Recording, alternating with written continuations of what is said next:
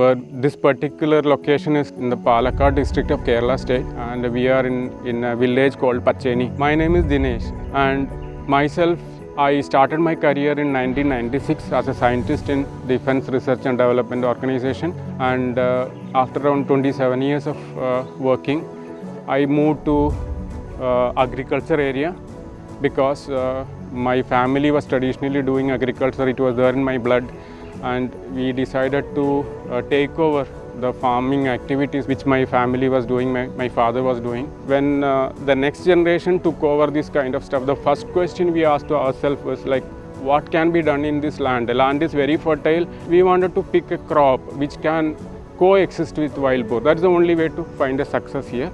So we did a lot of research, started with all kind of vegetables and related stuff, and long-term crops, rubber and all kind of stuff, and finally we picked up one of them, which is pepper. So the main reason why we pick pepper. Pepper is not a favorite for wild boar or not a favorite for peacocks who comes here every day, every night. So the disturbance because of wildlife can be reduced substantially. That's a very important factor for the crop. Second thing, this crop is not really growing in marshy area or watery area. This crop can actually survive quite a good amount of dry season. It needs a lot of water in the monsoon, but it's not a watered crop in a traditional way. So that way, this crop seems to be okay for this region, this land, but definitely a concern because Palakkad, the temperature goes extremely high.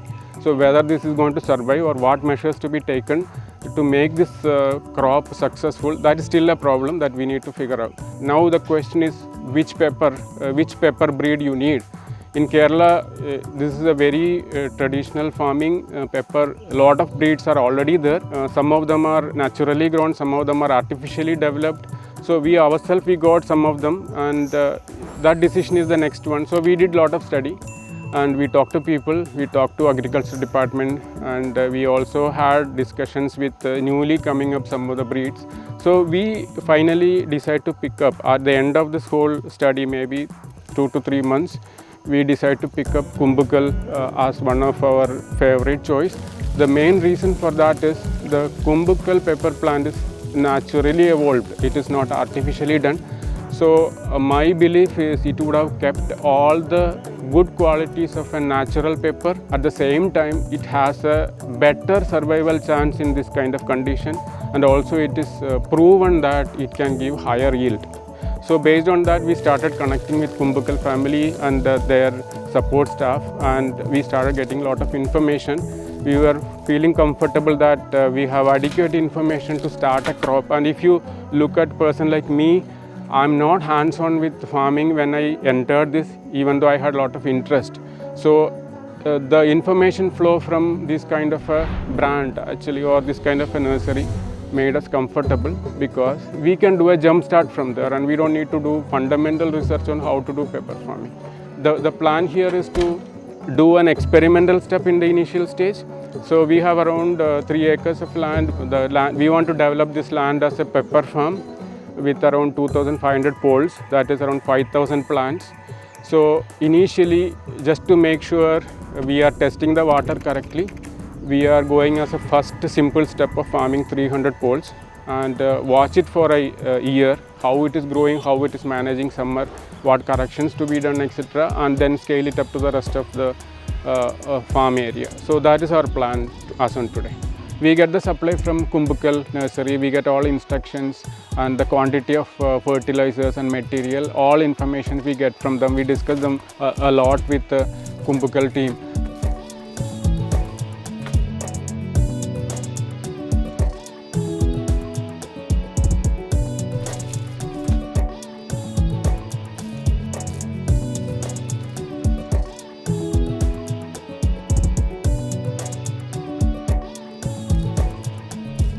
So now let us talk about how to plant this, what all the arrangements we need to plant a pepper. So you know pepper is, it creeps on the pole. So there are multiple different techniques here in Kerala, practiced by different farming communities. Use a live pole, some people use dead wooden pole. Some of them are using concrete poles of very long size, and there is an option to use PVC. And so what I am trying to do here is to use PVC pipes. So what we have chosen is ISI certified 6 kg per centimeter square 110 mm dia pipe, which is coming from very reputed brand. This pepper can actually last easily more than 20 years if we really take care. So our job is to make sure the plant can survive very well in a pole, and pole can really hold it for 20-25 years. So to make sure that we have to choose extremely high quality PVC pipe.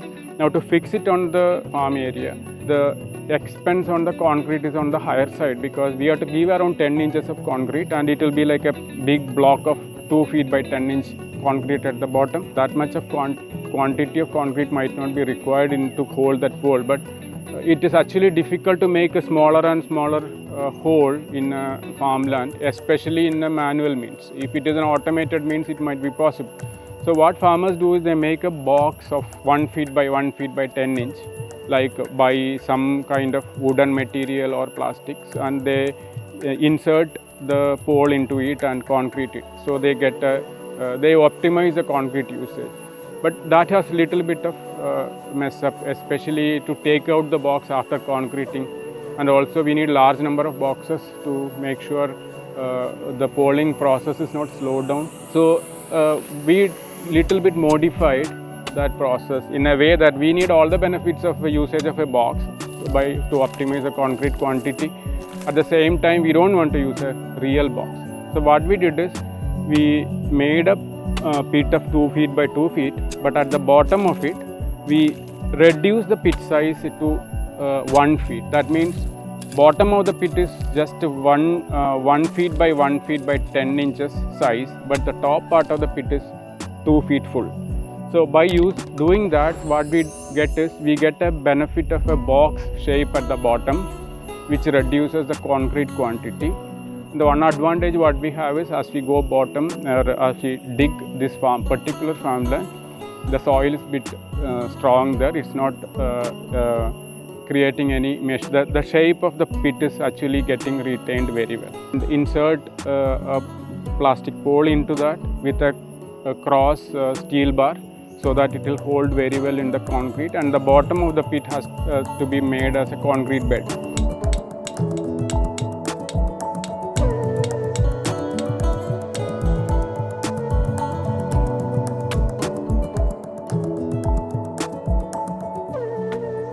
So when we do concreting of the pole, the concrete mix ratio is an important factor. So if you look at publicly available material, you will find the concrete ratio is like 1 unit of cement, 2 units of sand, and 4 units of jelly.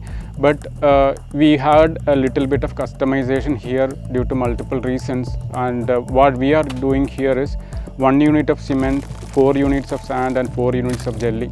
And sand is little bit more, and especially this is not exposed to sunlight and other climatic conditions. It's underneath beneath the soil, so we felt this is good enough to give the strength for the concrete foundation of the pole. And when you look at the number of pole which can be concreted out of 50 kg cement, we are getting approximately 11 to 12 pits per pack of cement, and it can vary from location to location based on the pit condition, etc. But this is what we are getting, approximately 11 to 12 pits per cement pack. Naturally, there will be a question why we are raising the concrete level beyond the inside pit. So there is a reason for that. So we actually raise the concrete probably 2 inches above the inner pit. So if you look at the concrete block, you can see the bottommost part is 1 feet block, and above that there is around 2 inch another block which is of thickness 2 inch and which is having a flatter surface, something in the order of 2 feet. So this structure will help to hold the pole steadily, especially in the monsoon time when the soil is pretty loose and watery. If there is a wind or some issues, the pole will still be able to hold it better. So we have a wider foundation, and to get that we have the top part of the foundation we raised it to 2 feet size. So when we get the customized pipe for our agricultural purpose, they would have cut it into 2 pieces, a 2 meter piece and a 3 meter piece. So the 2-meter piece is the one we install at the ground, and in which almost at 1 meter height there would be an additional hole. So when we fill the concrete inside the pole and push it down, when the concrete level reaches the hole, it will actually ooze out through the hole. So it will help us to understand till what extent the concrete is filled, and we can stop concreting by looking at it. And later, once installed and the plant is grown up, during rainy season, there is a possibility that this pipe get filled by rainwater. So this hole would be still there, and it will help us to drain out the water from the pipe, so that the pipe will not stay heavy by filled water, and it will be better for the plant. So after preparing the pit and after installing the concrete pole, the next step is to plant the pepper plants. So here the preparation is little bit different. We actually, what we do is we prepare the around 4 feet diameter area around the pole for with a mix of soil as well as fertilizers, and the mixing is done in such a way that the soil and the mixture is bit loose, so that there is sufficient air content in the soil, which is very much important for the right growth of root system, especially when we put a new plant into the soil. So the fertilizers along with the loose mud with the right aeration will help the plant to grow pretty fast. So the planting of the pepper is a process. Now we already have a 2 feet pit, and the same pit will be used to plant the pepper plant. So we actually do a layered fertilizing. So we actually cut the sides of the pit and fill a little bit of mud at the bottom. The fertilizers what we use is majority are cow dung. We use around close to 8 kg of cow dung per plant, half kg of bone meal, half kg of neem cake, and around 1 kg of natural compost. So this is the combination. So at the bottommost part we fill little bit of cow dung, then soil, then put some amount of compost, and again cow dung. And actually I missed one point, the bone meal has to go bottom. So after putting one layer of cow dung, we put bone meal, so that the bone meal is at the bottommost part and the smell will not reach the wild boar. So over that we again put compost and soil, and the final layer is actually neem cake. So if you look at neem cake, it has a peculiar smell which repels the wild boar for some time. Till they get adjusted with that smell, they might not come and play. So the layering of the fertilizer is done in such a way that it is in our favor with respect to the wild boar disturbance. After that, we have to put the top soil and make it a convex shape, and we actually plant 2 plants per pole. So we plant it in such a way that it is actually in the opposite side of the pole.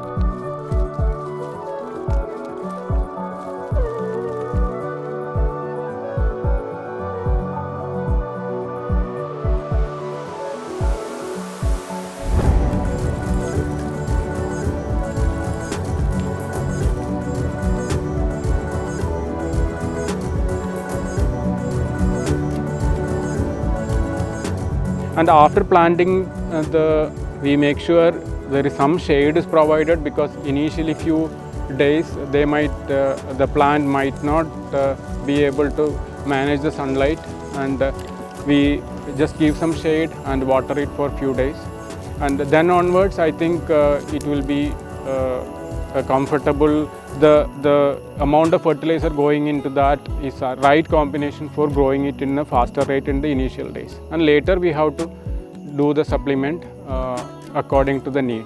Coming to the watering scheme for the plant, so the easiest one, or it's a very commonly used practice, so the same thing what we are using here is a drip irrigation system.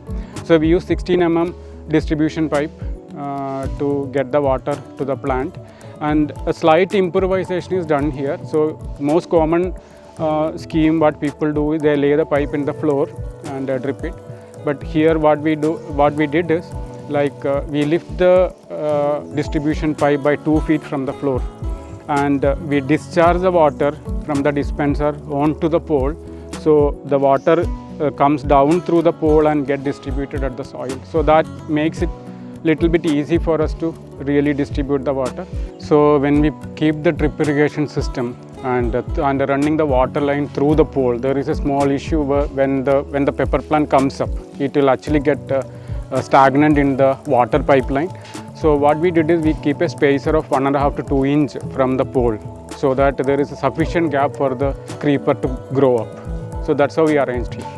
And also there are some advantages, like when we do cleaning or fertilizing in this area, we don't need to remove the pipes from the floor. So it's already 2 feet above the soil. So that gives us a good amount of advantage in terms of labor on later time. When I look back to my father's farming life for past 30 years, the major issue what he faces, the day he harvests, he get lowest price. And that is like Murphy's law. It will keep going wrong every year. Even if the crop changes, there will be a dip in the pricing the day he cuts the crop. So we wanted to make sure the crop can be sold at the ease of farmer or the day farmer needs than the day he cuts the crop. So pepper is actually known for that. We can dry pepper and keep it for probably 5 to 10 years in the store, and we can dispose it. So that was a major factor for us. That is a very important point for making a profit out of a crop. So you have seen how we started the planting of this pepper plant here in our farm. So you have seen how we prepared the concreting and how we installed the pole, how we prepared the soil with all kind of fertilizers and other things, and also the drip irrigation part.